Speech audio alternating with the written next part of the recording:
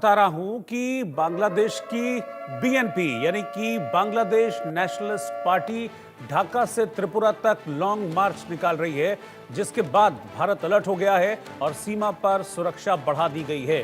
बांग्लादेशी प्रदर्शनकारियों को zero point पर रोक दिया गया। बीएनपी लीडर कबीर रिजवी ने कई भारत विरोधी बयान दिए हैं। ये कबीर रिजवी वही शख्स है जो भारत की साड़ी को जलाकर भारत के प्रोडक्ट्स के बॉयकॉट करने की मांग कर रहा था। ये बीएनपी यानी कि बांग्लादेश नेशनलिस्ट पार्टी का एक नेता कबीर रिजवी, और अब इन्हीं के नेतृत्व में ये लॉन्ग मार्च निकाला जा रहा है। आज भारत की त्रिपुरा बॉर्डर तक ये लॉन्ग मार्च शुरू किया है। इस लॉन्ग मार्च को त्रिपुरा चलो अभियान नाम दिया गया है। बुधवार को यानी कि आज सुबह 9 बजे ढाका के नया पलटन से इस मार्च की शुरुआत की गई। बीएनपी लीडर रूहल कबीर रिजवी ने कई भारत विरोधी बयान दिए। उन्होंने कहा कि हमने खून बहाकर आज़ादी हासिल की है, अब हमें कड़ी मेहनत से इसे बचाना है। उन्होंने कहा कि भारत नहीं चाहता कि भूटान, नेपाल, बांग्लादेश, मालदीव और श्रीलंका के लोग अपने घरेलू मामले खुद संभालें।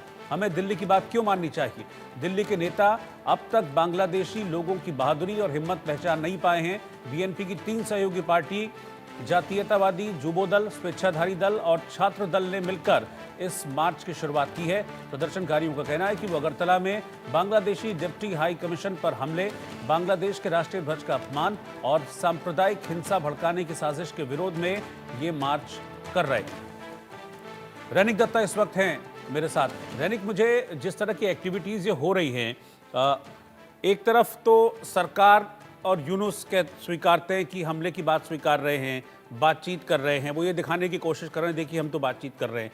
लेकिन मुझे लग रहा है कि बीएनपी के जरिए वो कहीं ना कहीं चीज़ों को भड़काने में भी लगे हैं, और ख़ासतौर पर ये शख्स, ये रूहल रिजवी, बार बार इनका नाम सामने आता है इस तरह की एक्टिविटीज़ में।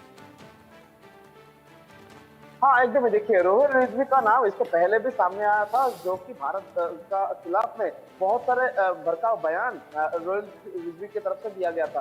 बीएनपी लीडर की तरफ से इससे पहले भी भारत का अगेंस्ट में बहुत सारे कार्रवाई किया गया था, और आज भी भारत के अगेंस्ट में ये कार्रवाई चल रहा है, जो कि त्रिपुरा अभियान नाम देकर बीएनपी की तरफ से किया जा रहा है। बीएनपी लीडर रिजवी की तरफ से बीएनपी का जो 3 जो पार्टी है, उनको एक साथ करते हुए ये प्रोटेस्ट मार्च निकला गया है। त्रिपुरा बॉर्डर तक वो लोग जाएंगे, उधर जाकर वो लोग प्रोटेस्ट करेंगे, और प्रोटेस्ट करने में उन लोगों का ये जो प्रोटेस्ट का कारण अगर जाना जाए तो उसमें देखा जाएगा कि भारत के साथ बांग्लादेश का जो मीटिंग हुआ था, जिस मीटिंग में विक्रम मिस्री की तरफ से बांग्लादेश का ये सिचुएशन को लेकर बयान दिया गया था, और उसके बाद जो मुख्य सचिव है मोहम्मद यूनिस, उनके साथ जब विक्रम मिस्री का मुलाकात हुआ, तब बांग्लादेश और भारत के बीच में जो रिलेशन को लेकर जिस तरीके से बातचीत हुआ, उसी तरीके से हिंदुओं के ऊपर या जो माइनॉरिटीज है बांग्लादेश में, उनके ऊपर जो हमले का घटना घट रहा है, उसको लेकर भी चर्चा किया गया।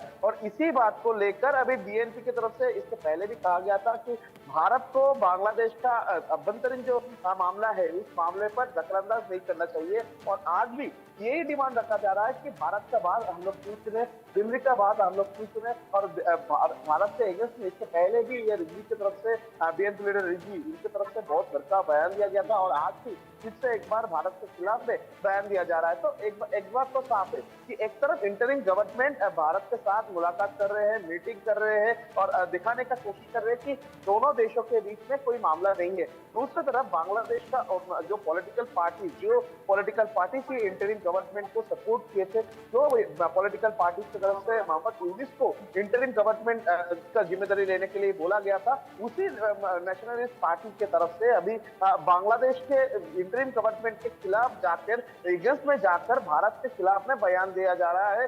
ये हो सकता है दिखाने के लिए, ये हो सकता है दूसरे लोगों के सामने दिखाने के लिए इंटरिम गवर्नमेंट जो है उनकी तरफ से ये इस तरीके का मीटिंग किया जा रहा है। दूसरी तरफ बीएनपी जैसे जो पॉलिटिकल पार्टीज है, उनको इस्तेमाल करते हुए भारत के खिलाफ जो भड़काऊ बयान वो दिया जा रहा है, और बांग्लादेश में भारत के खिलाफ एक कम्युनिटी तैयार करने का जो सिलसिला वो अभी बीएनपी और जो कट्टरपंथी संगठन है उनके तरफ से किया जा रहा है।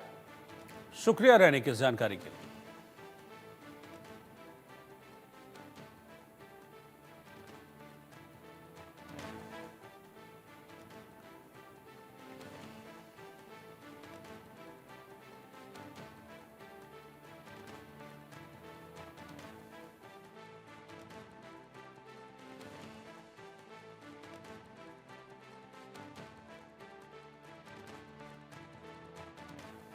उन्नाव से बीजेपी सांसद साक्षी महाराज ने कहा कि बांग्लादेश को सबक सिखाने का वक्त आ गया है।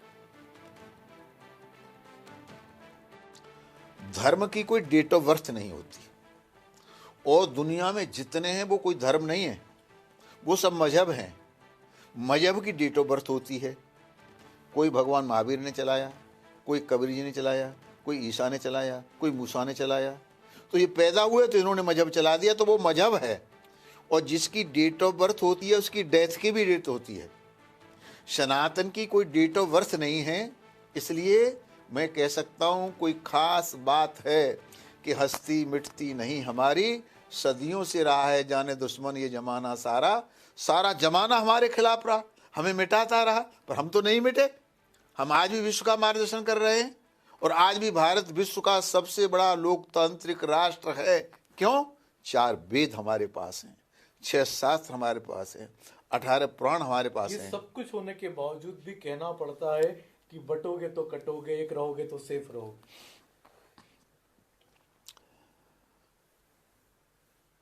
विश्व भारत आज मोदी जी के नेतृत्व में विश्व का मार्गदर्शन करने की स्थिति में और कर रहा है, और सारा विश्व भारत की तरफ देख रहा है। लेकिन कुछ इस प्रकार के जिहादी लोग हैं जिन्हें अमन चैन पसंद नहीं है।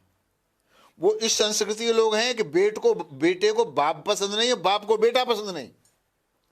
वो संस्कृति के लोग हैं कि जूतों में तौल तौल करके दाल और पानी देते रहे अपने बाप को। जिन लोगों का एजेंडा रहा है किसी तरह से मठ मंदिरों को तोड़ तोड़ करके मस्जिद बनाने का, जैसे आपकी कुतुब मीनार दिल्ली की है, लिखा है 27 हिंदू मंदिरों को तोड़ करके ये मस्जिद बनाई गई। लेकिन हम तो उस संस्कृति के लोग हैं, सर्वे भवन्तु सुखिनः सर्वे सन्तु निरामया सर्वे भद्राणि पश्यन्तु मा कश्चित् दुःख भाग् भवेत्। हम विश्व के कल्याण की बात करते हैं। कृण्वन्तो विश्वमार्यम्। हमारे मोदी जी ने नारा दिया, सबका साथ, सबका विकास, सबका विश्वास, सबका प्रयास। तो ये तो जो वेद का सिद्धांत है उसको लेकर के चले, तो सनातन धर्म को मिटाने के बहुत प्रयास किए गए। आज भी आप बांग्लादेश में देख रहे हैं क्या हो रहा। हिंदुओं पे अत्याचार हो रहे हैं और वहां पर साधु संतों की गिरफ्तारी हो रही है। वहां पे मंदिर वही तो कह रहा हूं कि सारी दुनिया हमें मिटाने में लगी रही, मिटा नहीं पाए, और हमें मिटाने वाले मिट गए। तो ये लोग मिटेंगे जो हमें मिटाना चाहते हैं। मैं भगवान का धन्यवाद करूंगा जिनकी कृपा से हमें मोदी जी का नेतृत्व मिला। उत्तर प्रदेश में योगी जी मिले, गृह मंत्री अमित शाह जी मिले। तो एक बार फिर हिंदुस्तान में संत परंपरा को मानने वाले लोग, हिंदुत्व को मानने वाले लोग, सनातन धर्म को मानने वाले लोग जागृत होने लगे हैं।